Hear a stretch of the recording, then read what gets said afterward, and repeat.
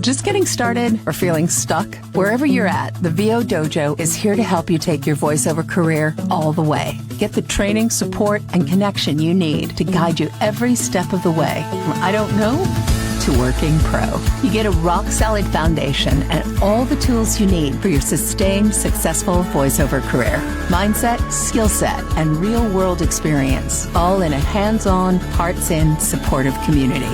Join us at thevodojo.com.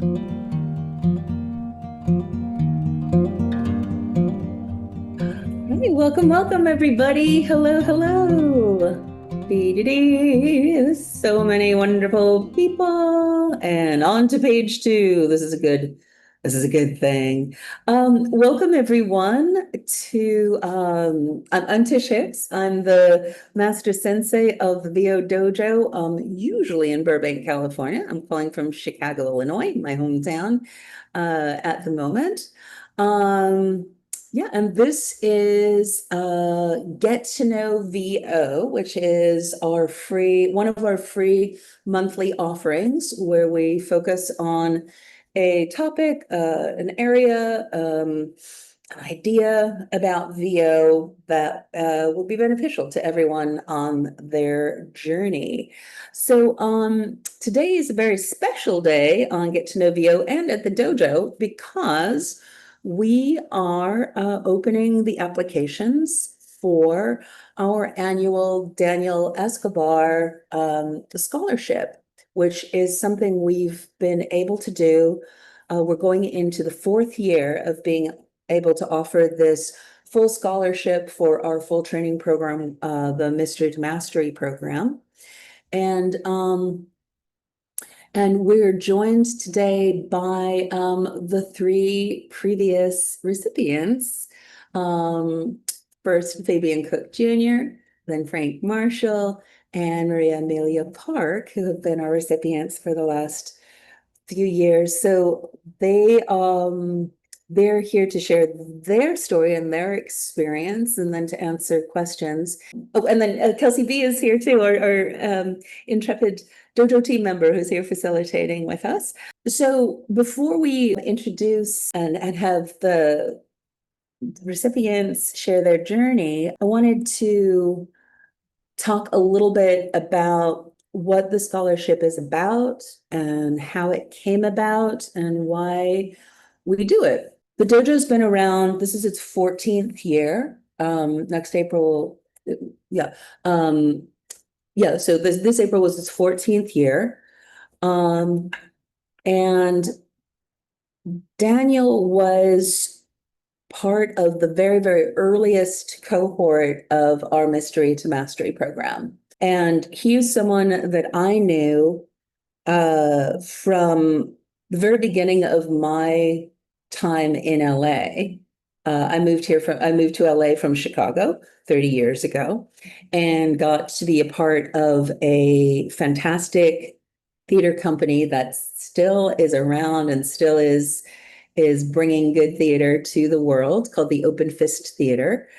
And Daniel was a part of that, so I knew him. Interestingly enough, when I first met Daniel, he is someone who I was first introduced to life coaching with, because he was doing some life coaching things. So it was Daniel who introduced me to Abraham Hicks, no relation, but the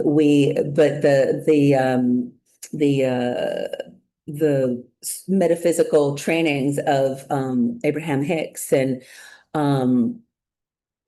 setting intentions and science of mind sort of things. So we have that early beginnings. Then we had all of our history at the theater company, where he was an amazing and brilliant actor, always larger than life, always deep into life. And then Daniel had, experiences on TV. He was part of the Lizzie McGuire cast. So he had like lots of good things that happened in his life. And he also had so many challenges happen in his life. Health challenges, physical challenges. At one point, he had heart problems, he had kidney problems, he had as I found out later when we reconnected after many years, he shared that he was HIV positive as well. So all along that journey, he was HIV positive. One time he was being a counselor at an arts camp up in the mountains in Idlewild, and he fell off a cliff and broke both of his legs at the same time. So Daniel had always been through everything and always showed up as an artist, and always, was never left his art in spite of everything. So we we were not in contact for a while. And then when the dojo started, we came back together. And Daniel took to voiceover like a duck to water, with the caveat that we had to do a lot of adjusting, right? We had to take his mad skills and the scale of his performance and bring it down to just being himself, just being here. We were working with Daniel. We set up what we called. We had a terminology called the 𝗧𝗶𝗺�ธ์𝗦𝘁𝗺.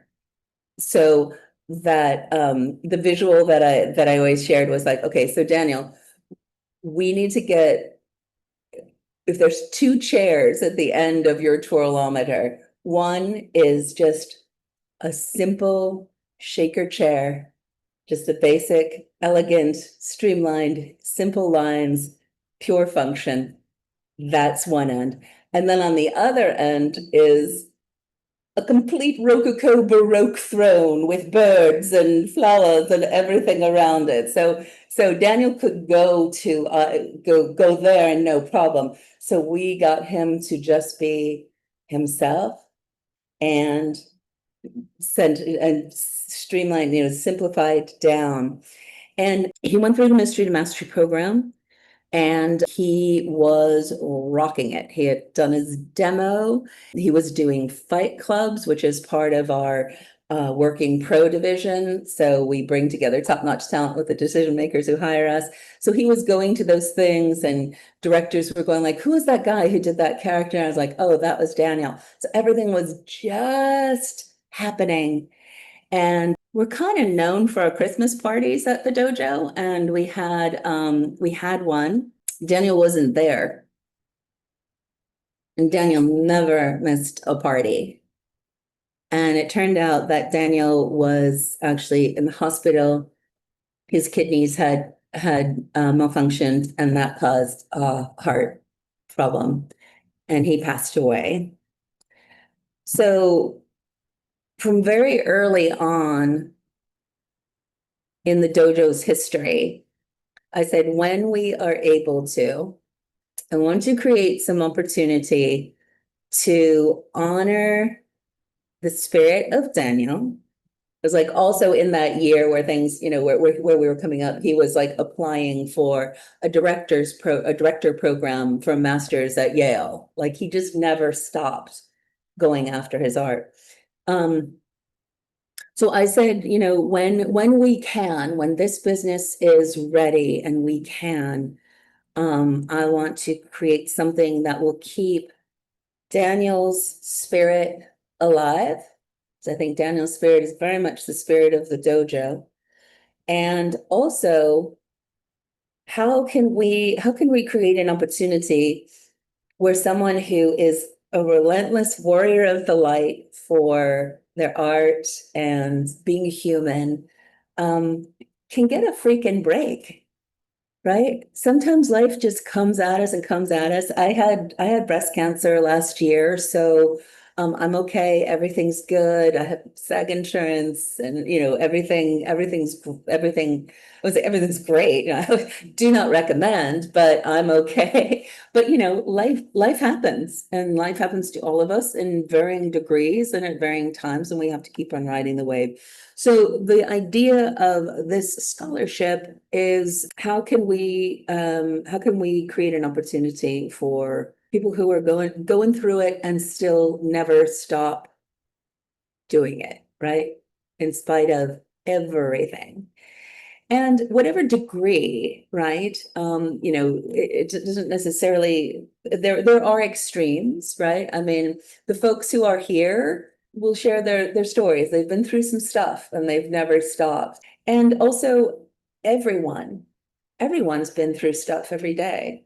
Each of us has, life circumstance. Each of us has ways that our brains work, ways that our bodies work, right?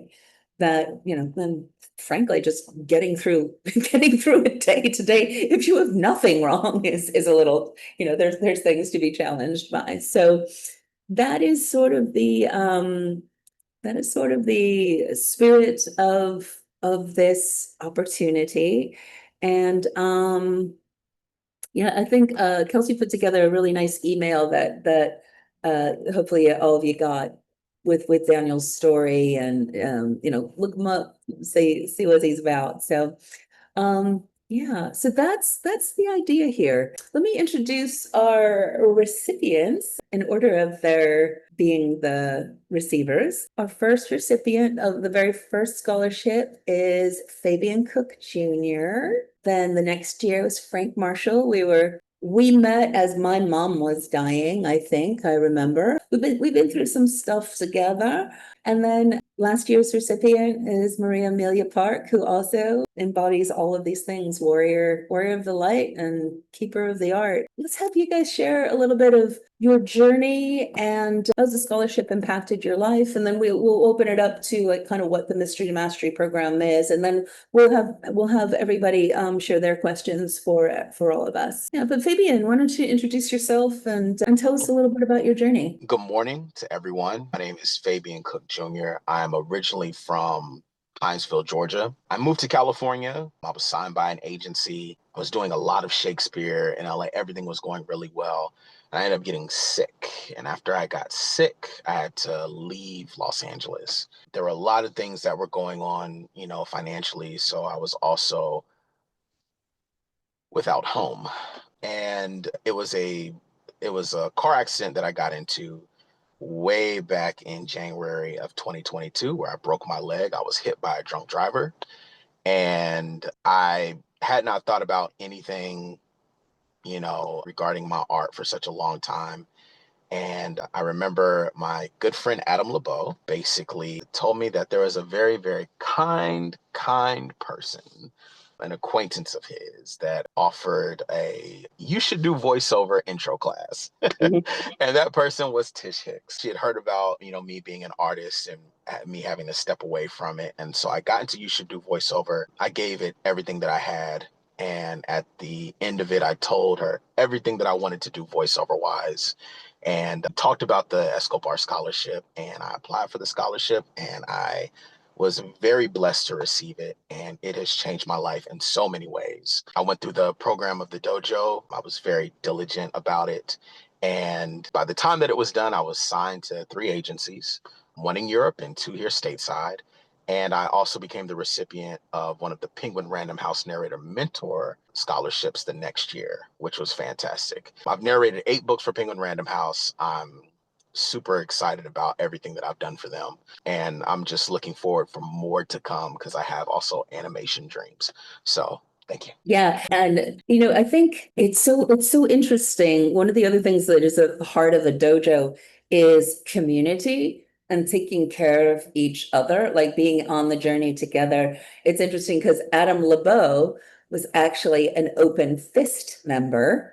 So I knew Adam through that theater company. So everyone, the places that you are a part of and part of from the heart, like theater companies or any place like that, this becomes the people who get us through everything, and us knowing each other is a thing. And two things. Yeah, I offered the class instead of giving, because Adam had started a GoFundMe for you, and I was like, would a class be more impactful than, here's a couple dollars? And he's like, yeah.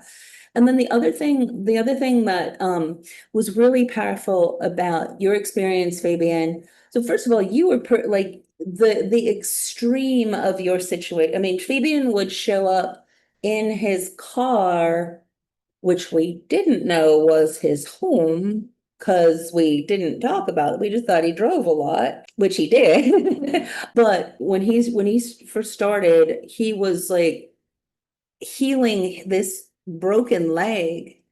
every single day. And he just kept on showing up and showing. And even before you did the scholarship, Fabian, you said, I'm going to carry on with core, which is one of the first levels of mystery to mastery. And you did it. You found the money and you showed up. And that was one of the things I was like, damn, he's doing this no matter what, you know? And then it was really powerful too, as you went through your physical rehabilitation. Tell the story about your range of motion, and then tell the story of how many people applied and how many people got the mentorship and how many people were from the dojo. So funny enough, when I started physical therapy was actually when I started core and we were done with You Should Do Voiceover. My range of motion, I could only bend my knee 30 degrees, and optimal for human beings is 120. So I was going to physical therapy twice a week in LA, and every time that I would go to physical therapy, I would watch Naruto, or I'd be, in class or something like that. I'd be telling Tish, like, Tish, I'm coming right out of physical therapy. Just give me 1 second. I'll be right there. But I think what it gave me as I went through the process was it gave me my resilience back. And also, not to mention, I got hit by another drunk the week that I did my demo. So the week that I came out of blue belt, I got hit by another drunk who hit my brand new car that I had just bought. So it was so I've been hit twice. And so it was a really tough process. When I got into the Penguin Random House program, there were 2,000 applicants from around the world, and I was one of 19 to be selected, along with 2 other dojo members, Christina 𝗧𝗶𝗺𝗀 and Eli Schiff. We had an incredible time in that program. Matter of fact, all of us still text each other to this day to highlight like all of our awards and the things that we've gotten, and the things that we've booked, and just we check on each other all the time, and we have a meeting every month, and it's just a really, really beautiful experience. But outside of that, the dojo provided me with a lot of community, because everybody in my yellow belt class, we still meet, and it's a way of keeping ourselves accountable too. So this program just gives you much more than what you bargained for. It gives you a sense of not just community, but I feel like family. Yeah, good. Well, thank you, Fabian, for sharing. And Frank, can you introduce yourself and tell us a little bit about your journey, which continues? Hi, everyone. My name is Frank Marshall. I spent 20 years in fine dining. In 2017, I was diagnosed with congestive heart failure. And in 2021, it got to the point where I could no longer work. So I am a disabled person. The first year of that was a lot of depression, just losing my career, which in the restaurant industry, your work life is your social life. So like I kind of lost a lot. And one day I was tooling around on the internet on Reddit, and I came across the word voiceover, and I was like, voiceover, huh? And I did a little research, looked into some things. Then somebody on Reddit said, hey, you should check out this place, the VO Dojo. That somebody, by the way, turned out to be Sensei Cat. I found that out a year ago now. But and so I did You Should Do Voiceover, and it was really great. I got to meet Tish. It was fantastic. And then after that, I did 3 months of core, and then kind of went back on my journey on my own. And I like to say I did 683 auditions before I got my first job. But so I was the resiliency and just keep going at it. And in fact, I got that job like an hour after when Tish called me and told me that I got the scholarship, because I did not expect to get the scholarship at all. It's something that happened. And so like everything was happening all at once.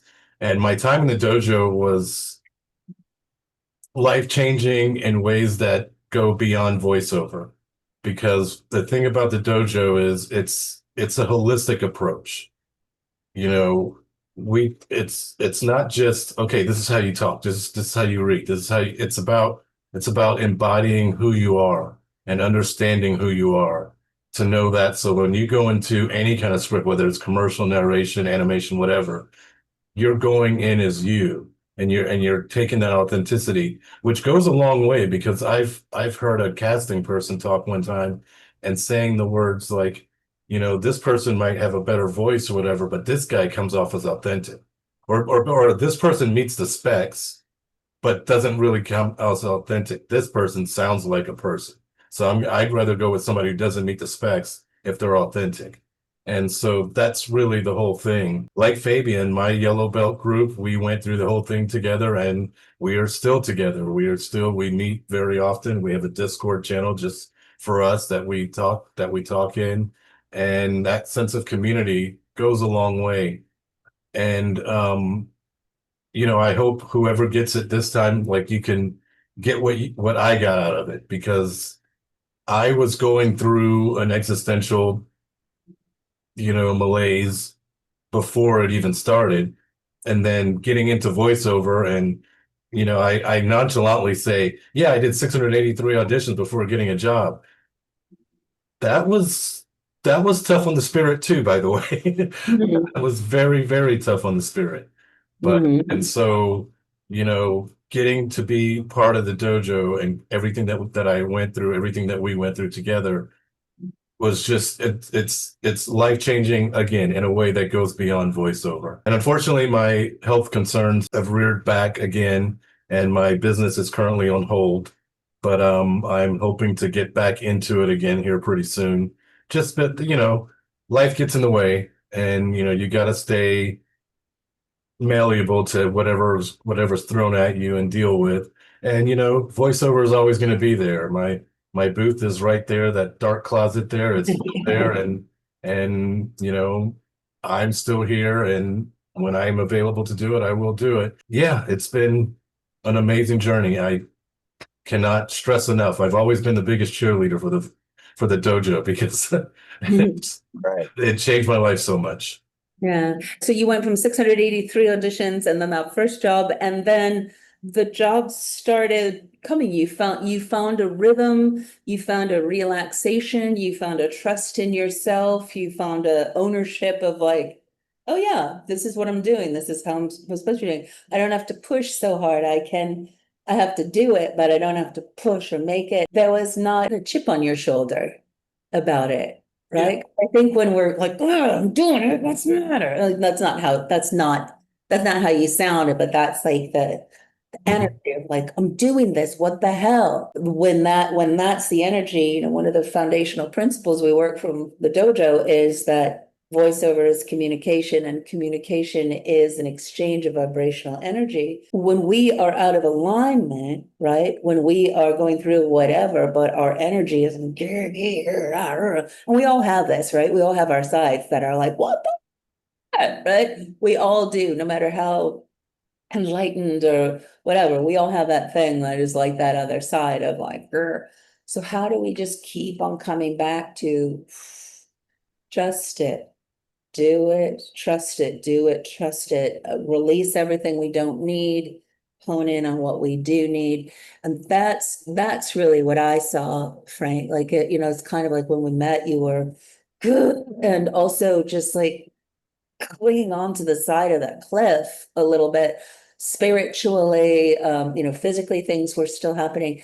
And then you got through some pretty, like, really intense news, like, well, that's nothing we can do, right? And then that shifted, right? Something happened. I don't know, it's just been so beautiful. And then to see all of your life, you being so present, can you share some of the good things that are happening around you? Even though your voiceover is and hold as you focus on making sure your health is okay, but you're just sharing some really lovely life events and things that are happening that are good. My daughter just got married on May 31st, and that was a months-long process. If you ever got a married child off, it's a lot.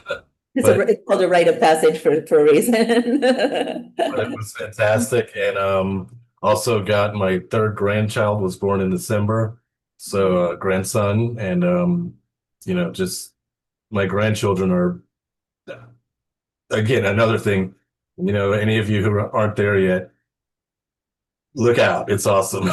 It's even better than raising kids, because, well, they're not your kids. So. But Right. yeah, so those are the big things, and more importantly, everybody's happy, everybody's healthy, everybody's doing well. Both my children have found success, and or more importantly, they found their people, and that's Mm. like you always worry like, oh, who are they going to, but they found their people, and so the pride in that is bursting with pride, and that keeps me going through all of the hardships that happen. And Yeah. there's a lot of hardships. I mean, I told you guys right before we came on, I literally almost had to do this from a hospital bed. Mm. I was able to get out and get home so I could do it from home. Mm. And I'm sure I'll probably be back in soon enough, but that's not going to stop me from being who I am. That's not going to stop me from positivity. And a lot of that comes from the dojo, honestly, because a lot of like you said, Tish, at the beginning, I was like, I was like, I have to do this. I've lost everything. I have to do this.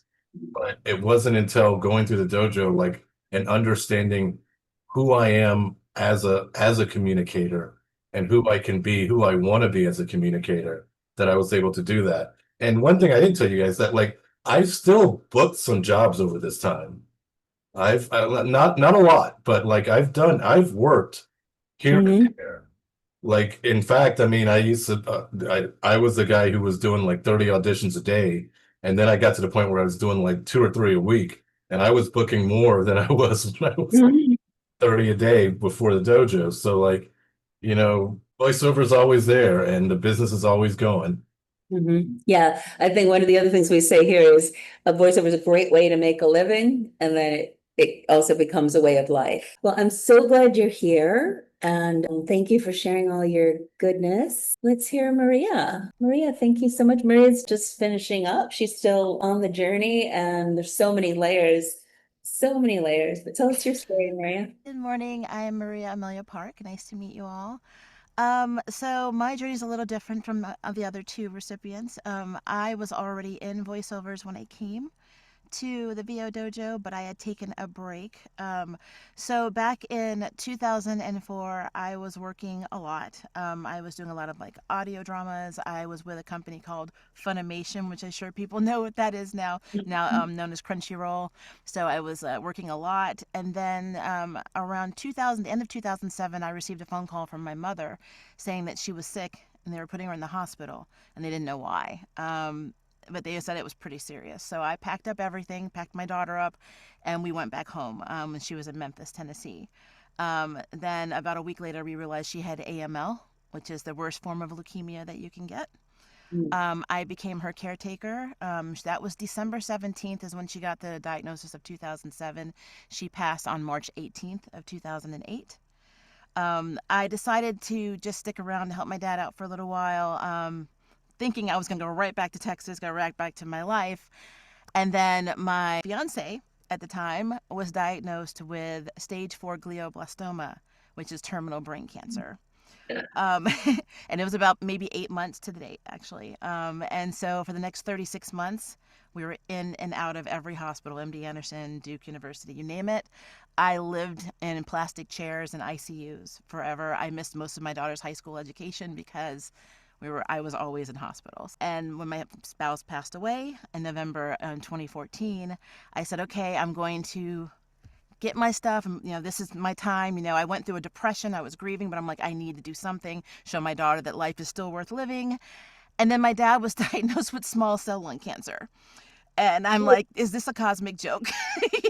So then from 2020 to 2022, I was also in a caretaker position, but I also had my brother because I have a brother with intellectual disabilities. So I was taking care of him, taking care of my daughter, and helping with my dad all at the same time. And it was insane. But when my father passed away in 2022, I finally said, you know what, I need to do something for me. And so I packed up my family. I actually met an amazing person. I am remarried and we moved to Dallas, Texas. That was last year in April. I heard about VO Dojo from Tim Freelander from Nava. He was like, you really need to check this group out because he had known my story and, I kind of bonded with him a little bit. And he's like, you're going to love it. Tish does really good work. And it was absolutely a godsend when I applied for that scholarship and got approved because I got to meet the most amazing, supportive people that made me feel like I was in therapy. Outside of my therapist, actually sometimes more than my therapist on certain days. I would go to some classes, as actors, especially when you're going through the audition reel and you're trying to get that next job. And sometimes, money is funny. So you want to get that job immediately. You get in your head. And when you don't get it, the rejection starts to sit in and it takes you somewhere. And what I love about VO Dojo is they stress it's not a matter of if you get it, it's when you get it. It's more of that positive outlook. I needed that positive reinforcement in my life at that time. So I'm extremely grateful for my journey with VO Dojo that I'm still going through. I'm going to be a brown belt soon. I have some amazing blue belts that I hang out with. We hang out in our Discord on VO Dojo and talk about everything voiceover and then our daily lives, and we vent. So it's amazing. So I've had some really strong connections. And also, because of the mindset shift, I've been working a lot more. I think I've worked more in the last year than I probably in my entire career. And it's refreshing and exhausting, but I am not complaining. I just got to record for an animated movie. I just posted a video game character yesterday that just came out, a game called Path to Nowhere, which I'm very proud of. And, just these little victories are just kind of piling up, and I know that all of that started with VO Dojo. And like Frank, I also have a lot of health issues. I'm chronically ill. I have 3 chronic illnesses, and as of June 5th, I have not told a lot of people, I was diagnosed with high functioning autism, ADHD, PTSD, and generalized anxiety disorder. So I am a cocktail. But Oh, yes. a cocktail. But I'm still plugging along, and a lot of that is due to VO Dojo. Yeah, no, that it's also been so powerful and amazing to see where I know sometimes you still have, but you've come to such a place of knowing your strength comes from yourself, and knowing like you taking care of you is the most important way. It's been, again, just watching you come from carrying so much. And then, I think there's one of the things that I think is most impressive about our journey together, Maria, is that you have truly and wholeheartly embraced the 5th rule of the dojo, which is cultivate beginner's mind, because there's a humility in a positive sense, right? Not humility like you are humiliated, but there's humility in the positive sense of having the humility to go like, let's go back to the beginning. It's been a while. I think you always know you had this, but you were like, wow, well, get back there. I need to get back there, right? And so there's just been this powerful coming to, like, starting this from the new beginning. And then there's been ups and downs and ins and outs through that journey. But like, I think just a couple of months ago, we came to a place where we're like, like stuff was happening and things are, like, yeah. And then we had a talk, and then all of a sudden, like, oh, here's the bookings. When we release that, and just go, I'm part of the flow. I am the flow. It is. And then it's just been so amazing. Like every day you're like, oh, I'm working so much. Oh, another job. Oh, another thing. And then to see you just calm and centered in yourself, not having to hide or be afraid, and and being able to continue to take care of everybody and take care of yourself is really, really cool. That has definitely been my journey, trying to, when you are a caretaker, if anyone has done that, it is very hard when you don't have someone to take care of. My daughter's grown, so it's like what's my purpose now? So it's like trying to focus on you is just, when you haven't done it for so long, it's very difficult. So yeah, it is a journey. It's still a struggle, but I'm climbing that mountain, so I'm in it to win it. And then we don't have to do it by ourselves. I mean, that's the other thing about the dojo. We don't, it's always just you, but you never do it alone. So, and that's for all of us, I'm 30 years in, I'm the same boat, right? We got to do it together. So yeah. Oh my gosh, you guys, thank you so much. If you had to say, let's say 3 words to, like, just distill distill your experience at the dojo, what would 3 words be? So Fabian, what would be your 3 words about your experience at the dojo? First word, I'd have to say inspirational. That's number 1. Number 2, it was a very transformative process. Number 3, I would have to say surreal. Those are my 3. In what way? Like an episode of Rick and Morty surreal, or like a Dolly painting No, it was just surreal? like, it was such a dive and a journey into something that was so unknown. But you know how you can feel the tingle that it's going to be very, very good? Mm-hmm. And a small story, the hotel that I was staying in to recover, I would do like I couldn't lift my leg against gravity, so I would push my foot against the wall to strengthen up my shin. And before we got into You Should Do Voiceover and the first class was coming up, I would think like, man, what's this gonna be like? I haven't been in an acting class for a long time. I haven't done this, I haven't done that. I was like, but I'm super excited. Okay, back to my exercises. Man, I can't wait. You know what I'm saying? And it really, like, it was such a moment where, sometimes I wish I could go back just to experience that excitement all over again, because it really did fill me with a lot of like, ooh, and as you know, like I did my first class from the hospital, to get my checkup for my legs. So yeah, it was like, it was just an unreal experience to sort of, dive into that, after Yeah. it had been ripped away from me for such a long time. You know what I mean? Yeah, I So see what you're saying. Yeah, that makes sense. What had become real, like it shifted what was real. So it was surreal. Yeah. that's right. Yeah. Cool, cool, cool. Yeah.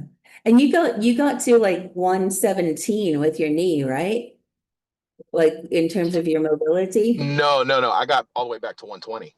All right, shake it up, girls. All right. Yeah, those are amazing words. So you said inspirational, transformational, and surreal. Yeah, Uh-huh. good. How about you, Frank? 3 words I would say for me that the dojo. First is community. Mm-hmm. Like that's a big thing for us. Like it's like the fact that we stick together, and it's like when you're done with the dojo, you're not done with the dojo.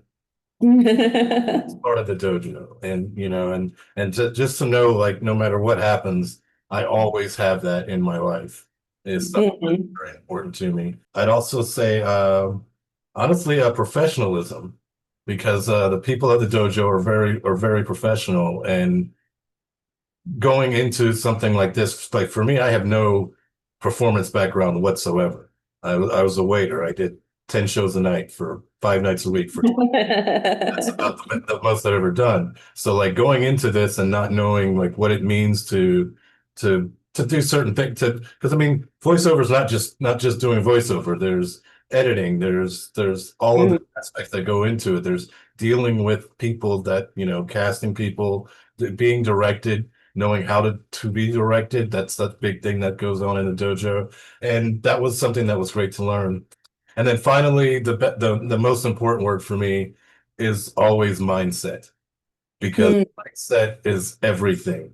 And so many times you'll say something and Tish will say, wait, don't you mean this? Basically, like, well, they only paid me $200 for it. She's like, oh, what you mean to say is you made a whole $200 for that. Right. Mindset that because it's so easy to just, oh, this is bad, this is whatever, they're never going to listen to this. It's so easy to do that. So that mindset thing is really encompasses what the dojo means to me. Yeah, fantastic. So say your 3 words again. Community, Professionalism, mindset. mindset. Brilliant. Excellent. How about you, Maria? So my 3 words are probably my VO Dojo emotional timeline. So the first is capable, because when you first come in, you don't know. You're like, you come in like, I don't know if I can do this. And then as you spend more time with the community and the senseis, you start getting a sense of, hey, maybe I'm in the right place, which leads to empowering. Empowering is something that is stressed a lot in the VO dojo. It's not just to get to that point of feeling you can do it, you have to keep it. And that is a struggle that we all have as actors and as human beings. And so I do appreciate the VO dojo for that. And then my final word is worthy. It is the one that I struggle with still, but the VO dojo will stress to you that, you are a voice actor. You're a voice actor from the moment you are voice acting. It doesn't matter how much money you make, how many jobs you get. The moment you're in there doing it and you're doing the work, then you are worthy. You are a voice actor. Wow. So that is my timeline, my emotional VO dojo timeline. Yeah. So you said capable, empowerment, and And then worthy. worthy. Yeah. Wow. Ooh, that's pretty cool, guys. Thank you.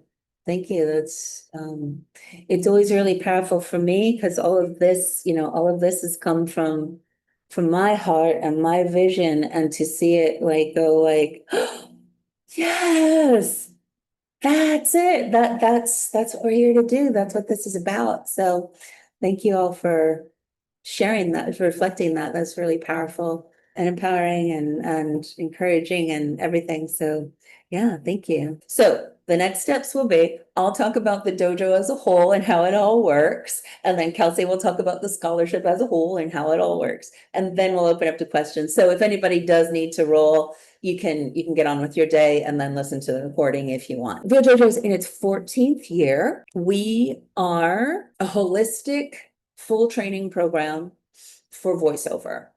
We're here to guide, support, connect, and accelerate every step of the way from I don't know to working pro. If you think of our curriculum as a river that flows from I don't know to working pro, how we usually work with people and how we found to be the most impactful is we meet you where you are and then say, let's go on this journey together for 12 months on this river of I don't know to working pro and see where we get to. 12 months is usually, if you're starting from nothing, about how much time it takes to get to the place where you're ready to step competitively into the realm of working pro and really launch your voiceover business. And there's variations of how we work with people, but that's what we've found most impactful. So we have our, and as Frank said, the journey doesn't end, right? When we finish Mystery to Mastery, we have our working pro division that we continue on. And so the river keeps on going. So we have our development division and our working pro division. So the development division begins with our foundational course that is called the You Should Do Voiceover Launchpad and Workout. So this gives you a comprehensive overview of all the different, it lays down foundations and gives you a comprehensive overview of all the places that you can be making money with your voice. The Launchpad part is a seven-part training, virtual training, that you take in the lessons and then we come together once a week for a month to apply and do things to explore them together. So you have these modules of training and then we come together and do them, which is kind of how we do a lot of the dojo, that you take stuff in and then we do it together. That's a 1 month journey. The Launchpad and Workout is the first of 5 belt levels of our Mystery to Mastery program. So taking the model of the martial arts belt level progression, a lot of what we do at the dojo comes from my martial arts background and from my spiritual work. So a lot of this comes into what the Mystery to Mastery program is. So Launchpad is the first belt level, the white belt, and it's designed to open your awareness. Then the next belt level is yellow belt, and that's exploration. In You Should Do Voiceover, we like go visit the parties for a little bit at all the parties and see what they're about. In yellow belt, we hang out at the parties, get to play at the parties, see what the whole thing is about and explore. Then green belt is self-exploration. What am I bringing to the party? And this becomes your demo preparation. And then blue belt is demo production. So let's take all of this that we know about the business, all that we know about ourselves, and create a tangible product that we are going to bring to market. And then brown belt, the fourth belt level, is integration. So every one of us is going to be in a different place in your journey on life. You know, the dojo, we've had someone as young as 14. Right now, Carol is in her 70s and she's retired from corporate finance and she's rocking it. So we have somewhere for everyone, but everyone's at a different place in their life, a different thing that they're going after with their business. So each of us is going to integrate this work into what we are going to form our business with in a different way. So it becomes, we're working together and we'll set what is your individual path, right? Now, when you finish brown belt, you earn your black belt. And now you're ready. Now your work begins. And we cross the threshold into our working pro division, which is called the nth degree. Like nth degree black belt. Nth degree has 3 parts to it at the moment. Twice a year, we do our nth degree career catapult, which is basically when you have everything you need, or you've been on the journey, been on the journey and you're ready to you just need to launch your business. We'll put it all in here and then we catapult it. We launch it forward. On a weekly basis, we have nth degree working pro workouts, which the senseis participate in. At the dojo, we will always be your senseis. I always say if you happen to find yourself in a trench on a Death Star needing to hit a target and our voices come up to help you, that'll be great. But you're going to be flying that TIE fighter and you're going to be hitting the target, right? The workouts are very much professional. And then twice a month, we do the nth degree focus action forum, which is an accountability and mastermind group. So we're building our businesses together. And then the third part is the VO Dojo Pro Fight Club, which I mentioned earlier, that brings together top-notch talent and the decision makers who hire us in all different genres. So 3 times a month, we get together and we call it a fiercely friendly face-off that turns the audition process transparent. There's 7 elements of the Mystery to Mastery program, of the full program. Fight Club is a part of it. So from the very beginning, from yellow belt and green belt, you're a spectator. So you're standing ringside, seeing what's happening, meeting the people on both sides of the glass. And then in the full program, blue belt and brown belt, you start stepping in. So by the time you do 12 months of training with us, you have 3 times a month been watching people, meeting people, and then eventually doing things within these professional settings that when you're ready, then you're really ready because you've been living the life. The Mystery Mastery, as Fabian said, is a holistic approach. What are all the things that you need to do to build your skills and build your business? So there's 7 areas of mastery, as has been brought up. Mindset, first and foremost, always. Then skill set, tools, techniques, frameworks of thinking about what it is to be a professional voiceover person. Hands-on real life experience, real world experience. We work in many different modalities that bring to life, this is what it is, this is what it takes. This is what it is, this is what it takes. Technical is part of what we are responsible for now as voiceover professionals. Our vocal and physical instrument, the basis of everything. The business of voiceover, and then most importantly, community and connection. These are the 7 things that run through all of the belt levels so that we're working in all of these ways. And then the Mystery to Mastery program itself is a combination of, there's 7 elements to it that are a combination of different modalities of small group workouts. In the full program, there's private coaching, regular private coaching, and then the curriculum. You're part of this curriculum. So there's things you'll be working on individually that will keep you focused on, this is what I need to be thinking about first. And that will lay the foundation for what you'll be thinking about next and taking action on next. So the belt level curriculum, as everyone has said, we work in these belt level cohorts. So there's always other people who are working at your belt level that you're coming along the journey with. One of the elements is called audition conditioning. So each week you're responsible for recording recording, editing, labeling, delivering by a deadline, completing your self-assessment journal so that you're building your self-direction skills. And then in the full program, you get feedback from a sensei each week. So you're figuring out how voiceover fits into your life on a daily basis. And then you're working on your own, but you're not working in a void, right? You're getting feedback on it. So there's seven elements to the program that all work together. We're here to really help you take your voiceover career all the way. And the first year of Mystery to Mastery is just the beginning. The other thing that's cool about how Mystery to Mastery works is everyone's on their own gestation period. So you don't just plop through the belt levels. You will, if you need to stay at a belt level and your journey goes a little longer, that's how that journey goes. The 12 months is the usual. I think that's it. That's the full enchilada. That's the story of the dojo and how we go, how it flows here.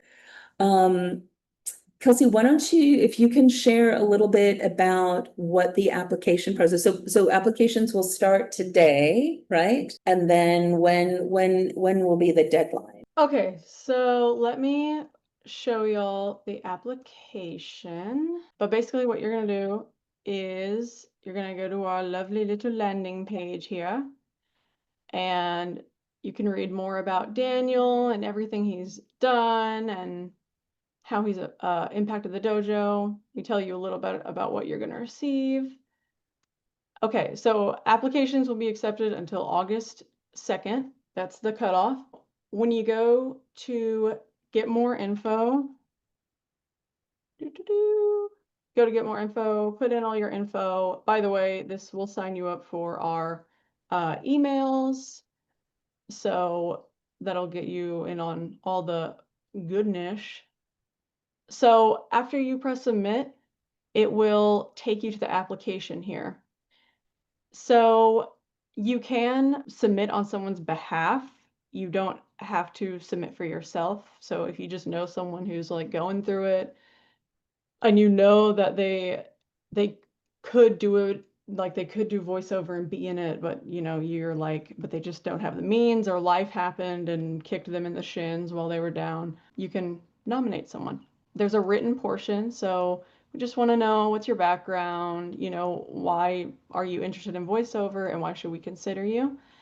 And then we have a video portion as well. So even if you're submitting for someone else, you have to do the video portion or we don't even look at your application. And the last thing I want is for you to put in so much effort into the writing part and then you don't submit a video and then we don't even look at your application. That would be sad.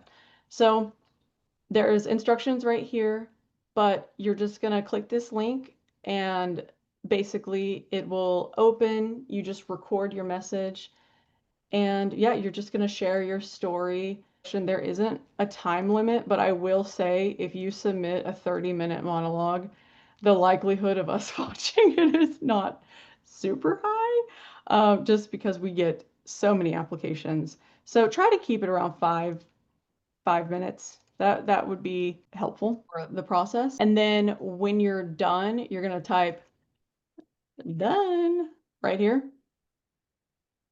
And if you're applying for someone else, share what you're comfortable with about their story and why you think that they would be a great fit, etc., etc.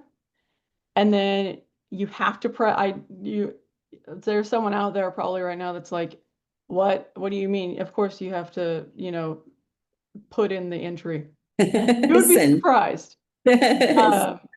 So just make sure you press the submit button. You send in your application. We want to see it. So yeah, and just along these lines, the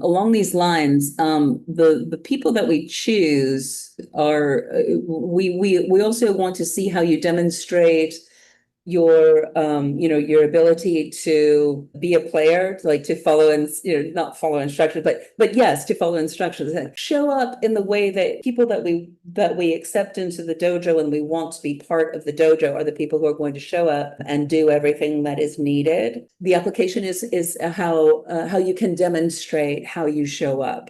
And that's something we definitely take into consideration.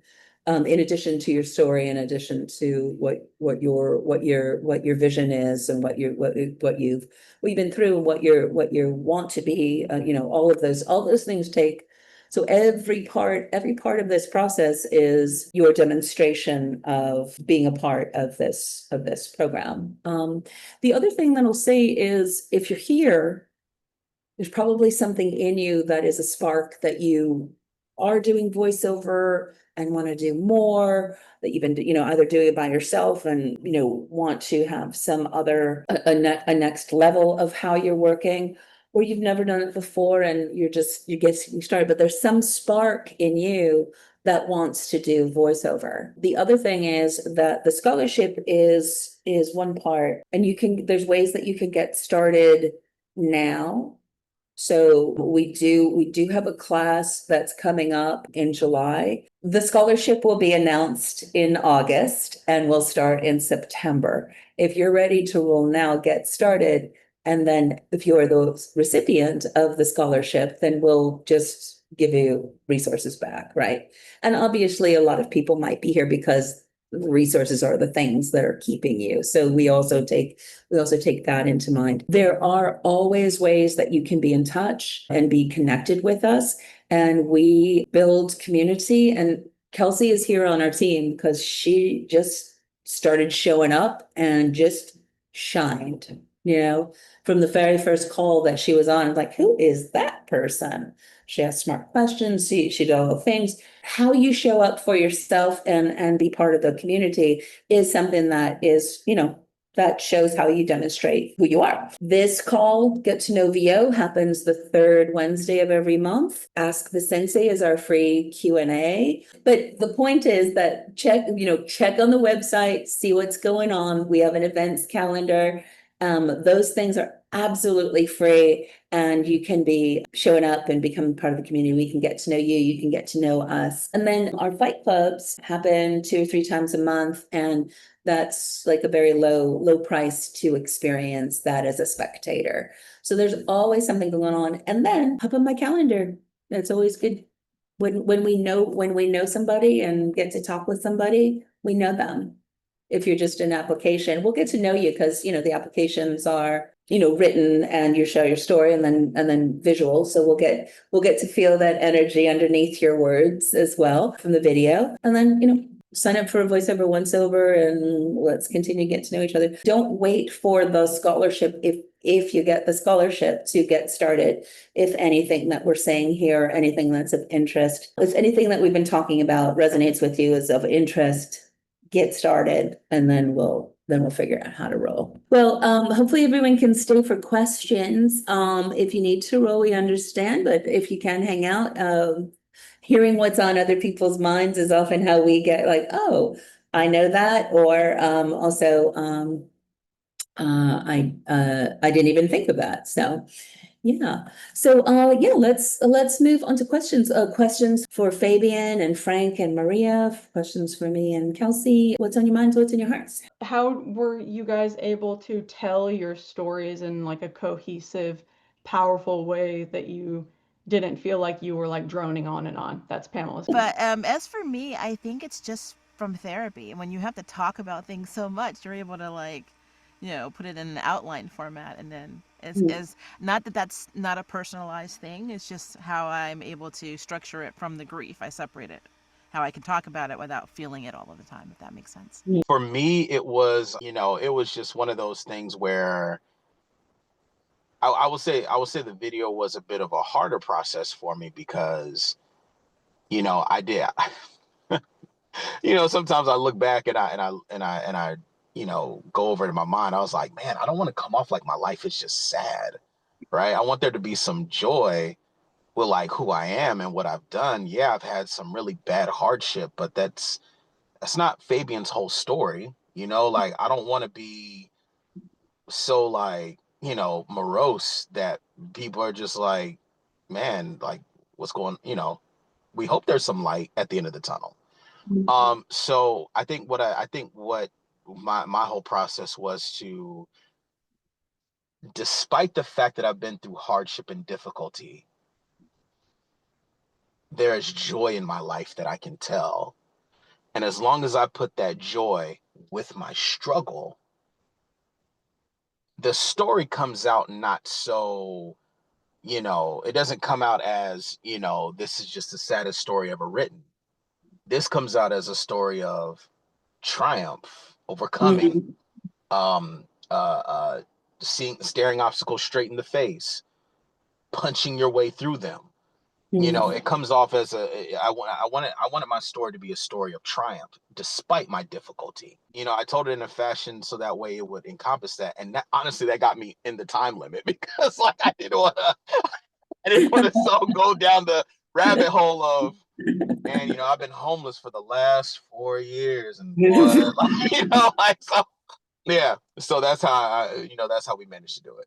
Yeah, and I think that's a great way of, what are you bringing to the dojo? This is an opportunity that we will share something with you, but what are you bringing? What are you bringing to the dojo? What do you have? What is your heart and spirit bringing? So yeah.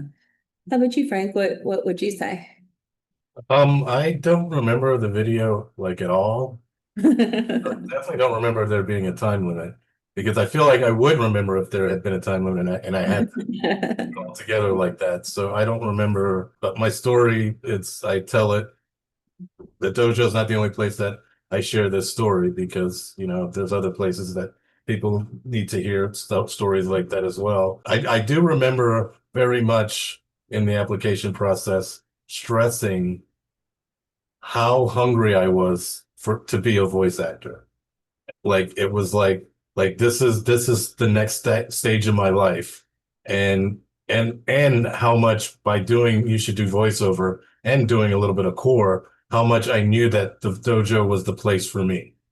Like there's tons of people coaching voiceover out there, hundreds, thousands of people.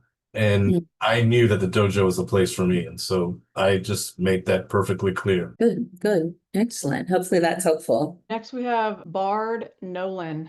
Come on up if you can. Hello.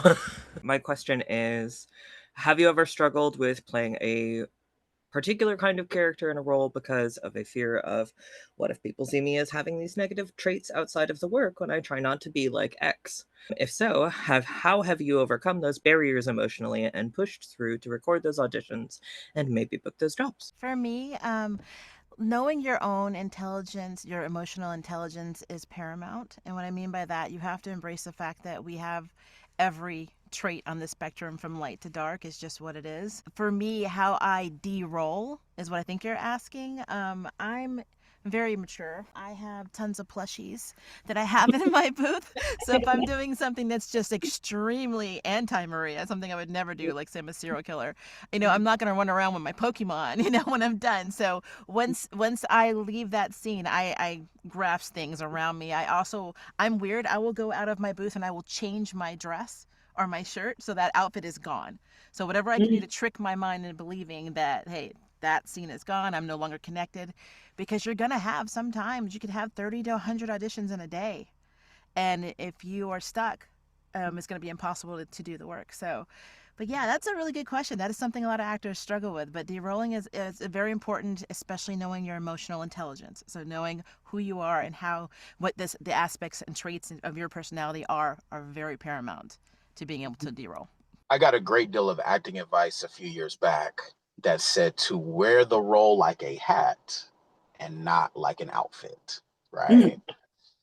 So with the hat, I can just take it off when I go home and hang it up. With the outfit, it takes a little bit more to get it off, right? So I think with roles that may have some negative traits or things that are not you or anything of that nature, I think it's just in the way that you wear it, right? When you go into the booth, you're doing a professional job for it and you give it 110%. So that way it's memorable to folks like you and me and everything like that. I truly think, and this is just a personal opinion, the story is going to make sense. Like one of my favorite video game characters is Trevor Phillips from Grand Theft Auto 5. Now, Mr. Og is a very kind person from what I understand. So he's not Trevor, right? He's not Trevor Phillips. Yeah. But I think that I think that the way that he plays that role is absolutely amazing to watch, right? But you know, he takes it off when he's done with it, when he's not at the convention, when he's past this sort of, you know, video game and everything of that nature. Like he doesn't continue to wear it on him. I think because somebody asked him about that as well. You know what I mean? And so it's one of those things that you're consistently having to take off like a hat, more so than wearing it like an outfit. You know, it's harder to take off when you sort of, when it becomes you. We do have those stories where people have, you know, become roles and it's sort of affected them adversely. But I would encourage you to wear it more so like a hat in the booth, be in the moment when you're there, and when you're done, you just, you know, we go home. Yeah. Is it okay if I like elaborate just like a little bit?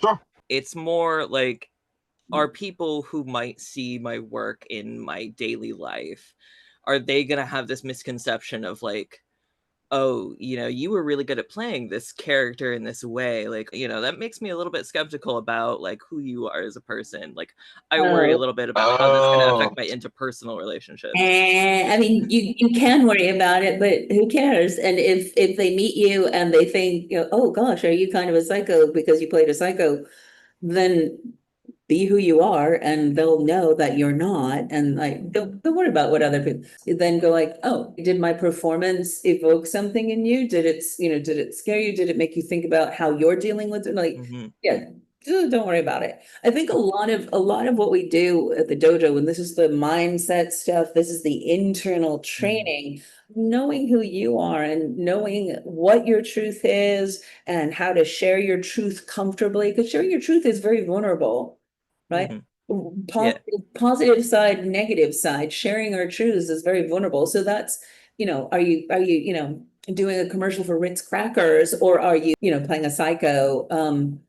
Yeah, no, you're a professional voice actor, and knowing yourself and being able to bring yourself to whatever is put in front of you that's our job. That's what we do. That's what we do for a living. And we have to be living and have a life to bring our life to that. So yeah, hopefully that's helpful. Yeah, I would say also, like, if somebody comes to you and say, oh, I'm not sure about you because of this part you played, you should be like, really? So that means I did it. I nailed it. Like, yeah. Yeah, Thank you. yeah. Yeah. right. Thank you. Yeah. Yeah. I appreciate that. Yeah. Thank you. Good. Yeah, I have a question. What do you guys feel like is different about the dojo based off of other classes you've taken? Like what do you think draws people? I would say, like I said before, mindset. I mean, I've trained with other people. I've had coaching with it, and I mean, it's whatever, you know. But the dojo it's all about that mindset, positive mindset, and knowing what you're doing, knowing yourself, and you know, possibly there could be other things out there, other coaches or systems out there that are doing this kind of thing, but I doubt it.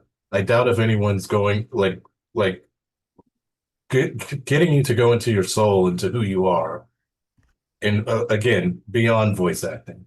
And I think that's only the dojo is doing anything like that. And you know, we are there for that journey, building ourselves as artists, building our skill sets, building our, but we're also understanding that is our product and we are building a business, so that entrepreneurial mindset is equally as important as what our product is, as well. So yeah, that's cool. Also, VO Dojo is different in that they focus more on the individual, not just the talent, if that makes sense. I've been in a lot of workshops when it's basically, oh, you can do this, you can do that. You're not a waste of my time, but there's no interpersonal connection. And then VO Dojo has this community where we not only support each other, the senseis really want you to succeed. And that's not something that I came in not used to that in the industry, because it's been so competitive, you know, my entire career.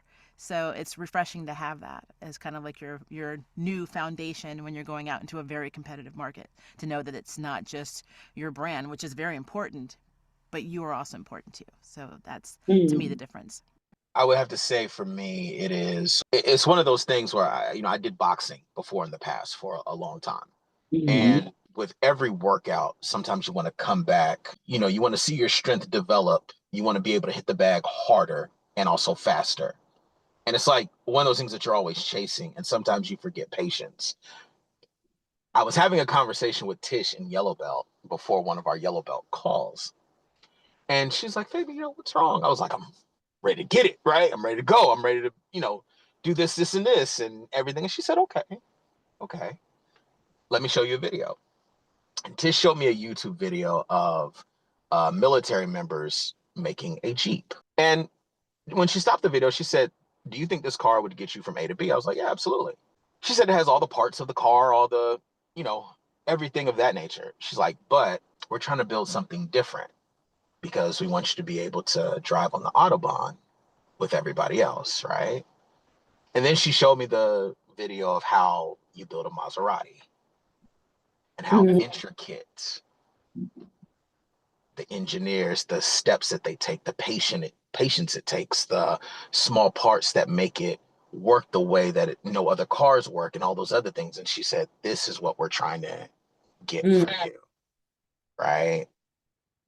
And I never knew the value of that sort of patience until she showed me that video. And then when she did, since they did, it was like, you know, I became very comfortable in the process of what the program was trying to teach me, right? Which is it's gradual, it's not overnight, it's a process, but at the end, the process makes sense. And that's why the dojo is what it is. And Mhm. that's why I feel that I've had, you know, the measure of success that I've had is because of all those things. Everything that I was taught on every single, you know, yellow belt call, deep dive, it has shown up professionally. And those things took time. They were not overnight, you know, it wasn't anything of that nature, but those things took time.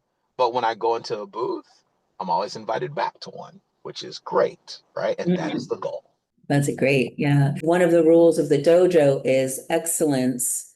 We are essential and we are expendable. There's no room for mediocrity. So really coming to that humility of like, yes, we are essential. We need to do this job. And also anyone can do this job. And then so we are not training to be mediocre or be okay. We're training for excellence. Right. And that's not perfection. Well, that's a whole nother mindset thing that we all deal with. So yeah, that was beautifully put, Fabian. Thank you. Thank you. My last question for the recipients is, do you guys have any parting advice or anything to offer people who are looking into applying for this scholarship?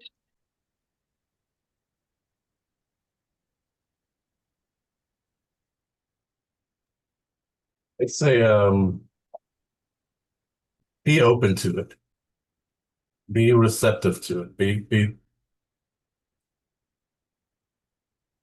Be ready for that to become part of your life. Definitely be committed as well. You're going to learn a lot of information. It's going to come at you very quickly. It's easy to get confused and discouraged in the beginning when you're learning something new, but in this process, they make it very comfortable and it's almost like having a safety net. So as long as you are committed and, as Frank said, open, you're going to be fine. I will say that let your pain propel you. Don't let it keep you there. Hold on to the joy of what it is that you want to do. So, what your expectation is in the future. And I will tell you that the more that you go through this process, the further in the rear view the things that you probably have endured, they won't grip you as much, right? Honestly, I don't even remember being homeless sometimes. Because it's so far back in the rear view because so many good things have happened, Mhm. right? I got into You Should Do Voiceover. You know, went into core. I remember that summer of core. I was so excited. I was going to physical therapy and core at the same time. It was so good. And then when I got the scholarship, it was just like, oh my goodness. You know what I mean? Like, it was like I had so many losses that the wins just took all those losses out of my mind. I didn't even remember them, you know? So I will tell you that continuing to put one foot in front of the other and holding on to the joy of what it is that you're doing is going to have a bigger impact on you than anything else. That prevents you from being, upset about the past, maybe some physical things that may have hurt you or anything like that. To be very honest with you, it's been a very hard 5 weeks because my father was just diagnosed with an aggressive form of prostate cancer. And I have spent an hour crying and an hour not, and an hour crying and an hour not, and being angry and being upset that the doctors didn't catch this earlier. My dad goes to the doctor all the time, all these things. And my father gave me a bit of advice. And this last thing, I hope you take this with you. My father gave me advice last week. And he said, son, he said, there is no way that you can go back and do 25 years of tests that they should have done. I can't do it. You can't do it. He's like, so what do we do now? And with tears in my eyes, I was like, Dad, we fight it. He was like, yeah, son, we fight it. And we do it together. And we do it as a family. And that's what he said, that's all we can do. He was like, but it won't take my joy. So I don't want it to take yours.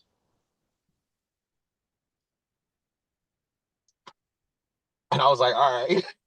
All right, Pop. Fabian, that is such a beautiful thing because my therapist taught me that.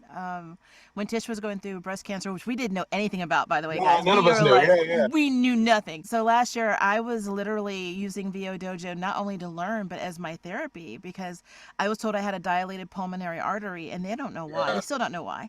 And the doctor that first told me that said, well, it could be a bomb in your chest, or it could be a fatal lung disease. We don't know, called PH. Let's just watch it. And that was literally the last conversation to date that I've had about this. So I had to go into a place where, like your father said, I had to embrace joy. Do I have a bomb in my chest? I don't know. I don't know. But I'm not going to let it stop my life because I'm determined. I'm not going to live on the bottom of my booth crying my eyes out over something I have no control over. So not. Yeah. Yeah, that's very powerful. I'm glad. And I am rooting for your dad. Your dad sounds amazing. So thank you. Yeah, he's all the positivity in the world. Yeah. What a beautiful way to bring us back to the spirit of Daniel. And we do, and we love, and we live, and we do it together. And so Fabian, much love to you and your dad and your family, and quality time remaining, everybody. What are we going to do with it? Yeah.